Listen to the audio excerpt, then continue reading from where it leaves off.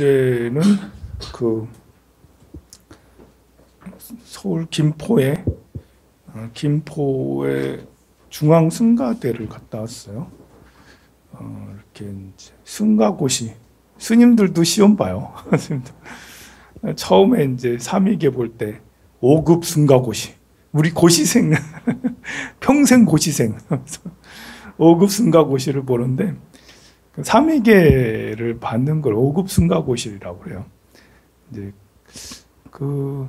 그냥 막바로 이제 스님 돼도 되지만 그래도 스님이라는 게 출가자라는 게 이렇게 수행해 가야 되니까 어떤 과정을 거쳐서 우리가 초등학교 다니고 중학교 다니고 고등학교 다니고 대학교 가듯이, 그래서 이제 처음 들어오면 학교에 입학하듯이 뭐 입학할 때 그냥 입학하기보다는 공부하고 입학해라 해가지고 이제 삼위계 볼 때 5급 승가고시를 봐요. 그때 행자교육을 열심히 하죠. 우리 때는 행자교육을 20여일 동안 했는데 요즘에는 행자교육을 좀 많이 줄였다라고 그래요. 그리고 이제 한 4년이 지나면 그 다음에 4급 승가고시를 봐요. 비구계라고 해가지고 진짜로 이제 이렇게 예비 승려에서 진짜 승려로 진짜 비구가 되는 4급 승가고시를 봐요. 그걸 왜 4급이라 했는지 5급이라 했는지 모르겠는데 하여간에 그렇게 급수를 나눠가지고 4급 승가고시를 보면 비구라고 하고, 또 다른 말로 견덕이라고 그래요. 견덕. 덕을 보았다 이렇게 하죠. 그리고 이제 또 그렇게 해서 몇 년이 또 지나면 승납이 한 10년 정도 되면 3급 승가고시를 봐요. 이제 그동안 공부 얼마나 했나. 사실 승가고시를 봐서 이렇게 떨어뜨리는 경우는 거의 없어요. 백지내면 떨어뜨리지. 백지내면이 뭐야? 그래서 그렇지 않으면 거의 대부분 통과를 하는데요. 그래도 내가 10년 동안 절에서 살았으니까 알고 있는 게 뭐냐 이렇게 쓰라고 그래요. 또 스님들하고 선배 스님들이 면접을 봐요. 지금까지 잘 살았나? 이러면서. 딱 이렇게 서로 한마디 두마디 대화 주고받으면 알잖아요. 그래서 그리고 이제 20년이 지나면 2급 승가고시를 봐요. 2급. 급수가 굉장히 높아지네요. 우리는 들어갈 때부터 5급으로 시작해. 공무원은 9급으로 시작하지만 우리는 벌써부터 5급으로 시작해요. 20년이 지나면 이제 2급이 돼요. 그 대덕이라고 불러요. 대덕. 25년이 되면 이제 종덕이라고 부르고요. 30년이 되면 이제 종사라고 그래요. 종사하면 굉장한 것 같지 않아요? 종사. 40년이 되면 대종사 뭐 이렇게 되는데요. 본사 주지를 하려면 20년 이상, 25년 이상이 돼야 되는 게 있고요. 출가해서 제자를 두려면 10년 이상 이제 중덕이라는 3급 승가고시를 통과를 해야지 이제 제자를 둘 수가 있어요. 주지도 이제 말사의 주지도 3급 승가고시를 통과해야지 주지를 주고 그래요. 이렇게 그런 뭐 주지를 주고 상자를 주고 뭐 이런 것이 뭐 꼭 그런 급수를 꼭 따야 되냐, 뭐 그런 급수를 꼭 해야 되냐라는데, 사실 급수라는 게 과정이라서 뭐 이렇게 따기는 어려운 건 아니에요. 뭐 이렇게 정말 국가고시처럼 국가에서 9급에서 5급이 되기 정말 어렵잖아. 5급에서 3급이 정말 어렵잖아요. 그런데 우리는 그게 아니라 시간이 가면 그냥 이제 쭉 되는 거예요. 이것조차도 이렇게 나는 필요 없다라고 하면 야인으로 그냥 살아갈, 그렇게 해도 뭐 사실 상관이 없죠. 저는 이제 올해 법납이 29년이에요. 스님들은 이제 출가한 연도 순으로 형과 아우를 나눠요. 이렇게 출가를 먼저 했으면 윗자리에 앉고, 출가를 나중에 했으면 다음 자리에 앉고. 부처님께서 그렇게 한 거는 그래도 이제 여러 사람이 모여 사니까 상호 간에 존중하라고. 먼저 온 사람이 그래도 선배니까 조금 더 잘 알지 않니? 나이가 중요한 게 아니다. 또 뭐 브라만이고 카시크샤트리아이고 바이샤고 이런 게 중요한 게 아니다. 불가처 천명이라 해도 출가하고 나면 똑같이 평등한데 다만 먼저 왔으면 뒤에 있는 사람을 이끌어줘야 되잖아요. 그러니까 선배가 이제 후배에게 이렇게 잘 가르치라고 그렇게 한 것이지, 선배라고 해서 내가 고등학교 올라가니까 참 힘들더라고. 고등학교 올라가니까 만나는 선배마다 인사를 해야 돼. 계속 뭐 저래도 그러지만 계속 인사를 해야 돼요. 한 학년도 없다고. 겨우 한 살 많은데 인사를 해야 돼요. 2살 많아가지고 내가 1학년이고 3학년이면 대선배야, 막. 완전 대선배야. 그래. 예. 근데 절에서는 이제 이렇게 그 선배님한테 이제 인사를 하죠. 합장반배. 예. 선배가 후배에게 이제 같이 먼저 인사할 수도 있지만 후배가 선배한테 먼저 합장반배 하기 마련인데, 또 그걸 또 가리지 않는 경우가 더 많아요. 선배든 후배든 서로가 서로에게 인사하는 것은 좋은 거니까요.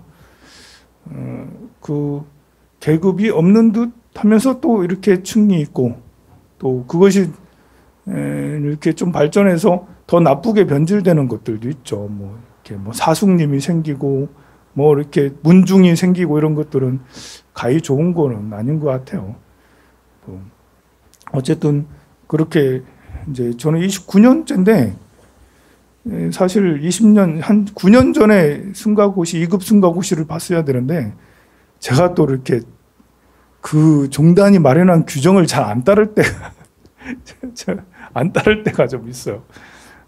포살이라고 해가지고 본사에 가가지고 아니면 가까운 본사에 가서 안거 중에 이렇게 포살이라는 의식을 해야 되는데 이렇게 있다 보니까 우리가 언제 포살날인지 이런 것도 모르고 슉 지나가잖아. 초하루 날도 모르고 있다가 오늘 초하루야? 막 이렇게 할 때도 있는데 그런 것처럼 포교당에 있다 보니까 내일 모레 가야지 해놓고 지나고 나서 어이 지났네? 이러면서 그래 포살을 몇 번이나 빠졌어요. 또 연수도 가야 되는데 연수를 가려면 저 공주에 있는 연수원까지 가야 돼. 공주 연수원 너무 멀잖아요. 아니, 제가 하루를 빼기가 굉장히 쉽지가 않거든요. 뺄 수도 있지만 어제처럼 뺄 수도 있지만 그거는 2박 3일이고 막 그래요. 그러니 갔다 오려면은 적지 않은 거예요. 그래서 연수도 참여를 잘 안 하고 포살도 자꾸 잊어버리고 그래가지고 계속 또 그리고 이제 제가 이렇게 그것도 원서 쓰는 기간이 있어요. 9월 달에 원서를 써. 어떤 애는 원서를 이번에는 꼭 써야지 해놓고 이제 보니까 지난 지 한 일주일 지났어. 벌써 원서 쓰는 기간이. 원서. 그래가지고 이제 어떤 때는 하루 이틀 지났다? 그래가지고 해인사에 전화해가지고 제가 지금 늦었는데 지금 보낼게요. 안 된대. 하루라도 늦으면은 안 받아주는 거예요. 이렇게 우리 종단에 이렇게 서류 접수 이런 게 아주 정확해요. 냉철합니다. 차라리 좀 벌금이라도 내고 할 수 있는데 하루라도 늦으면 우편 소인이 그 날짜 지키지 않으면 인정을 안 해주는 거 있어요. 그래가지고 몇 번이나 또 못하고 하다가 9년이나 지나서 가니까 내가 제일 오래됐어. 29년짜리는 나밖에 없어. 막. 전부 다 저보다 이제 범납이 얼마 안 돼요.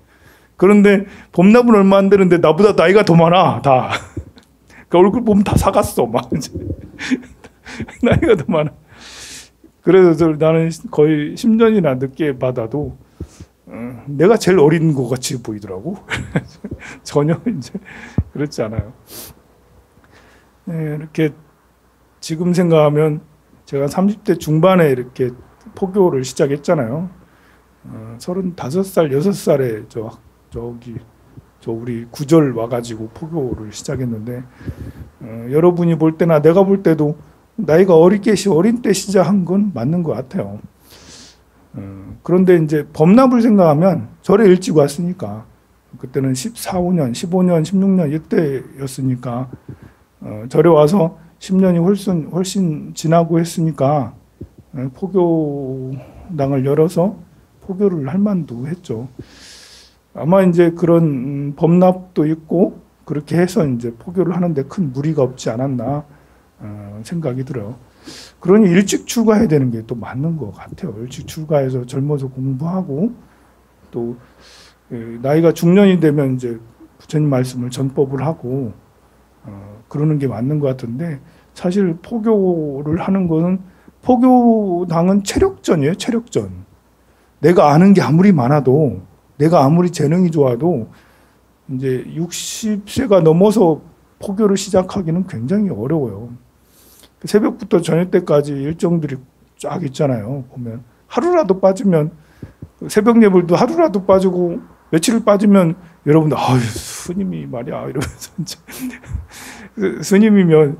스님이면 새벽 예불도 쫙 빠지지 않아야 되고 사실 사시예불도 쫙 빠지지 않아야 되고 순례나 방생도 빠지지 않고 쭉 해야 되고 법문도 빠지지 않고 불교대학도 빠지지 않고 쭉 이렇게 해야 되는데 그러려면 체력이 정말 중요해요.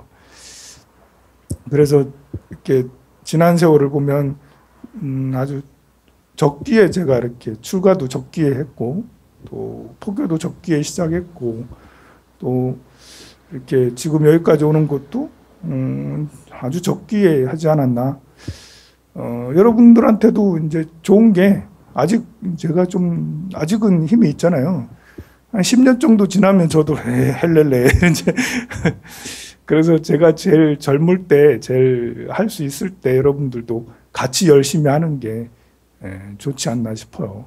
좀 힘들더라도 제가 맨날 이렇게 하겠습니까? 한 10년쯤 지나면 저도 아야 하면서 병원에도 며칠씩 입원하고 막 그러겠죠. 지금 그러지 않을 때 같이 열심히 하면 참 좋을 것 같아요. 제가 부처가 될 적에 그 나라의 보살들이 42페이지예요. 부처님의 신통력을 잊고 모든 부처님을 공양하기 위해서 한참 동안 헤아릴 수 없는 모든 불국토에 두루 이룰 수가 없다면 저는 차라리 부처가 되지 않겠습니다. 그 나라 보살들이 부처님의 신통을 입어 우리도 이제 부처님을 만나서 부처님 전에 기도를 하고 공양을 올리고 그러면 부처님의 신통을 저절로 입게 돼요.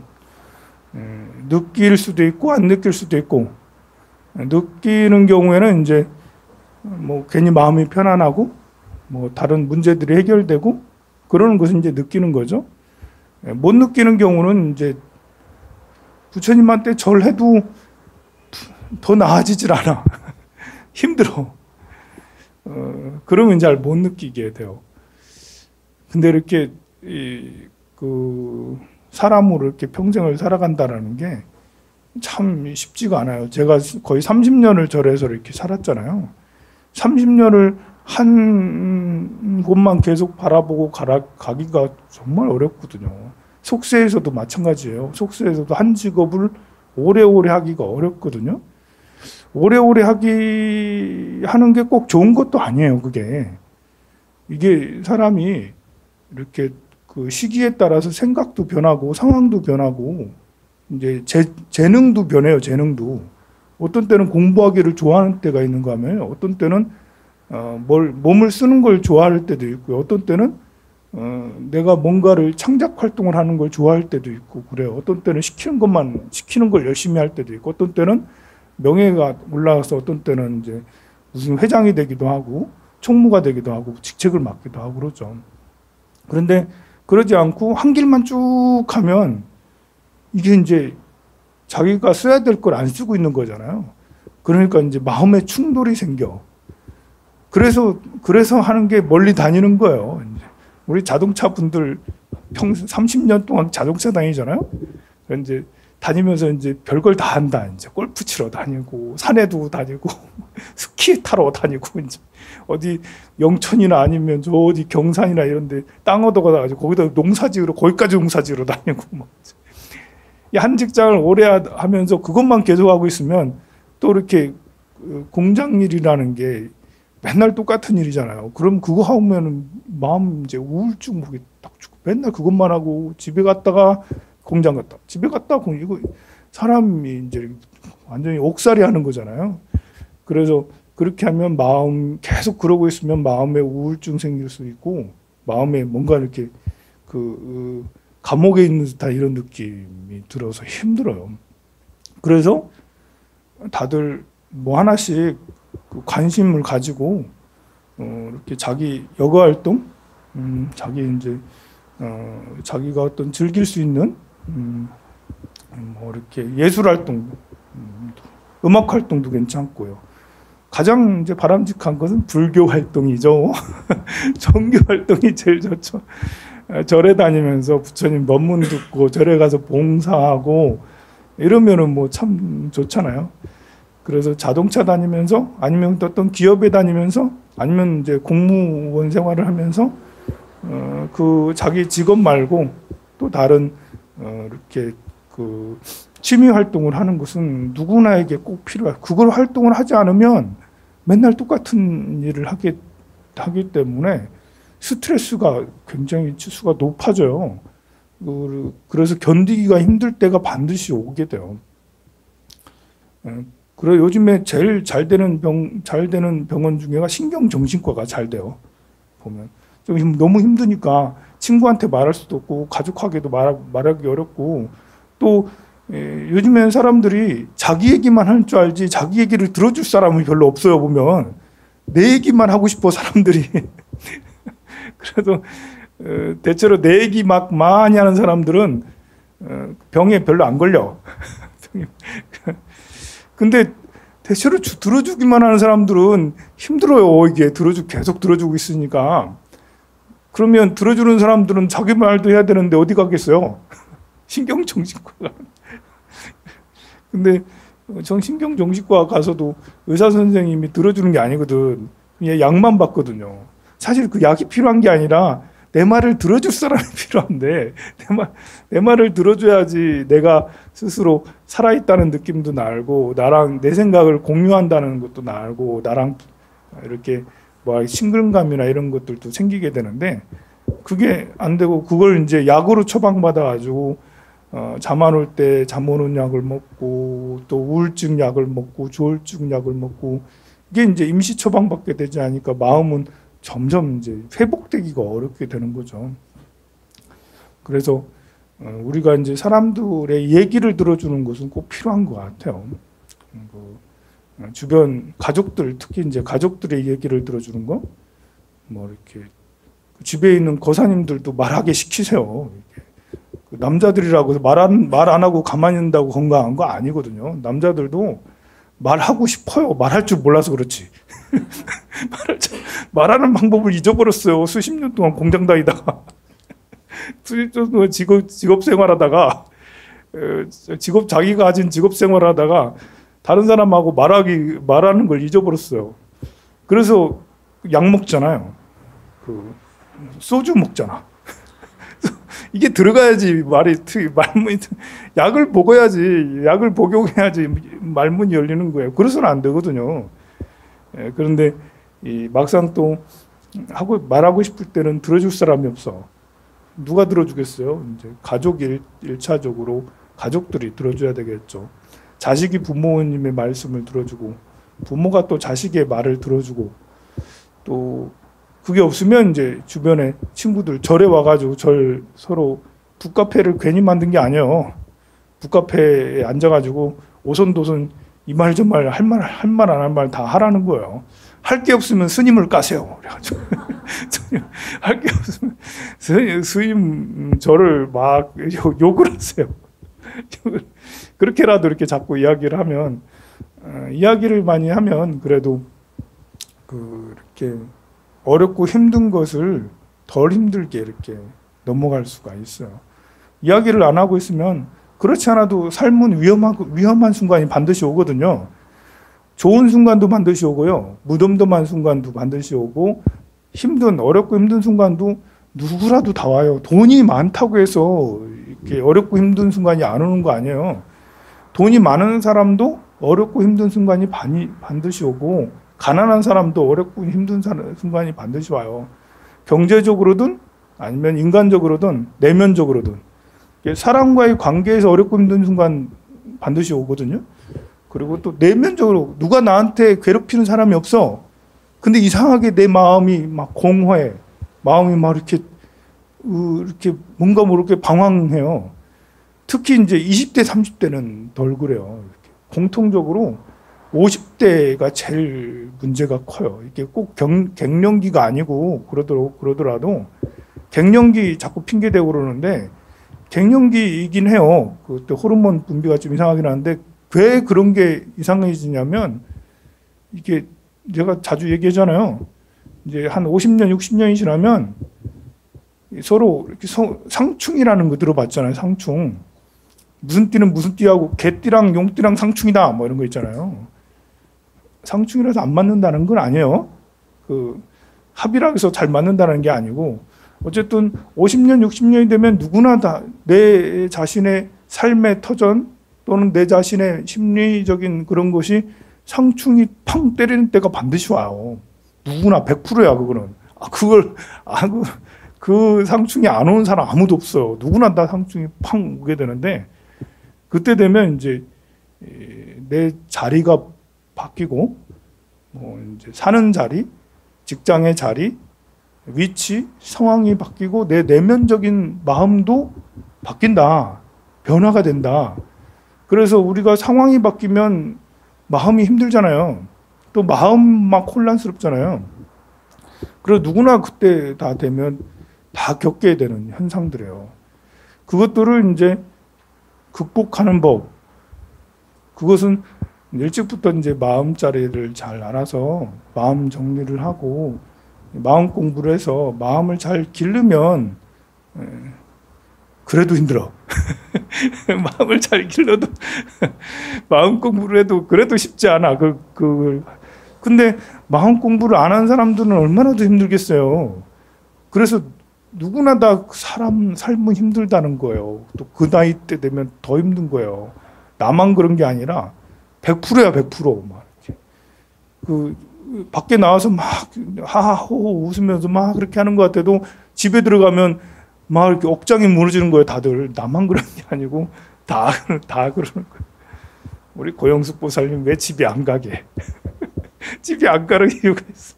오늘도 잤어 여기서. 그죠? 그 쉽지 않아요. 혼자 견딘다는 게 이런 게 고보살님뿐만 아니라 모두가 다 그래요. 그래서 이제 삶은 고통이 모든 고의 바다라는 게 그래서 그걸 견뎌내고 이겨내고 아니면 그것을 이렇게 받아내고 꼭 극복을 하고 뭐 견뎌내고 하는 것보다는 스스로 이제 그거를 이렇게 잘 넘어가게 하는 것을 스스로 터득을 해야 되겠죠. 누구랑 같이 이제 이야기를 한다든지 아니면 사경을 한다든지 독송을 한다든지 아니면 뭐 그 절을 한다든지 뭐 이렇게 명상을 한다든지 아니면 테레비라도 본다든지 뭐 각자마다 자기만의 방법으로 이겨내야 되는데 그거는 꼭 알아야 될 것 같아요. 나만 그런 게 아니라 모두가 다 느끼는 뭐 이렇게 경제적으로 힘들든 인간적으로 힘들든 체력적으로 힘들든 심적으로 막 혼란이 힘들든 정도의 차이만 있지 모두 다 사실은 힘든 거예요. 안 그러면 제가 요즘에 유튜브를 올리니까 이거라도 계속 들으세요. 그리고 다른 스님들 법문 좋은 법문 엄청나게 많아요. 그거라도 들으시고. 그래서 우리는 절에 다니면 부처님의 신통력을 입어요. 왜냐하면 절에 다니면 이런 지혜의 말씀도 듣고 또 왠지 모르게 부처님의 이런 그 기운을 받아서 우울하고 뭐 힘들고 어렵고 한 것이 덜 느껴지게 되고 그나마 이제 그 밤에 그래도 그냥 그러려니 하고 자게 되고 하게 되는 것들도 다 부처님 전에 참배 한번 하고 절 한번 하고 도량에 갔다 와서 그럴 수 있어요. 또 모든 부처님을 공양하기 위해서 한참 동안 헤아릴 수 없는 모든 불국토에 두루 이룰 수가 없다면 그러니까 늘 우리가 부처님 전에 공양하는 그 자체도 사실 공양 안 해도 돼요. 부처님 전에 쌀도 안 올려도 되고 초도 안 올려도 되고 아무것도 안 해도 돼. 근데 자꾸 공양을 권하는 거는 죽지 말라고 공양 권하는 거예요. 죽지 말라고. 그거라도 해야지. 그거라도 하면서 이렇게 부처님 전에 올리고 그게 또 이제 재미도 있고 또 그게 의지처가 되는 거예요. 내 삶의 연결고리가 되는 거예요. 내가 자꾸 부처님한테 초를 올려, 쌀을 올려. 그러면 이제 부처님과 연줄이 강해서 내가 굉장히 힘들 때, 어렵고 힘들 때, 잠 안 오고 막 이렇게 마음의 고뇌가 클 때, 그럴 때 이제 마치 거미줄처럼 저 밑에 쑥 절벽으로 쑥 들어가 빠질 걸 빠지지 못하게 이렇게 거미줄에 걸려서 더 내려가지 않도록 그렇게 하라고 자꾸 인연을 지으라고 이 불전함 통도 만들어 놓고 불단도 만들어 놓고 삼존불도 만들어 놓고 그렇게 하라는 거죠. 의지처가 되라고. 그렇게 안 해도 돼요. 부처님도 안 모셔도 되고 또 이렇게 법당 같은 것도 필요 없고 뭐 이렇게 보시 같은 것도 필요 없어요. 자기 스스로 이렇게 수초, 작조, 입초, 개진하면 스스로 내 마음을 스스로 잘 챙길 수 있고 깨달음에 이를 수 있고 또 보살의 마음이 저절로 일어나고 자비와 지혜가 저절로 일어나면 할 다 필요 없는 것들이죠. 근데 그게 안 되잖아. 그 남을 돕기는커녕 내가 지금 힘들어 죽겠는데 그것도 잘 안 되는데 어떻게 하겠어요. 그래서 법당을 만들어 놓고 불단을 만들어 놓고 자꾸 절하라, 자꾸 공양을 하라. 또 공양을 올리고 하면 또 인연이 좋은 인연들이 많이 생기니까 또 좋은 스승도 많이 생기게 되고 자꾸 자기 발전을 이루라고 그렇게 하는 거니까요. 그래서 공양을 올리고 불국토가 두루 이룰 수 없다면 차라리 부처가 되지 않겠나이다. 네, 오늘도 좋은 하루 되시기 바랍니다. 성불하십시오. 오늘 그 3층에서 오후 2시에 환경에 관한 강의가 있는데요. 이제 전국에서 제일 강의를 잘 하시는 분이 오늘 와가지고 강의를 해주세요. 그래가지고 시간 되면 오후 2시에 누구나 오셔도 강의 들으면 됩니다. 3층에 오셔서 강의 들으세요. 성불하세요.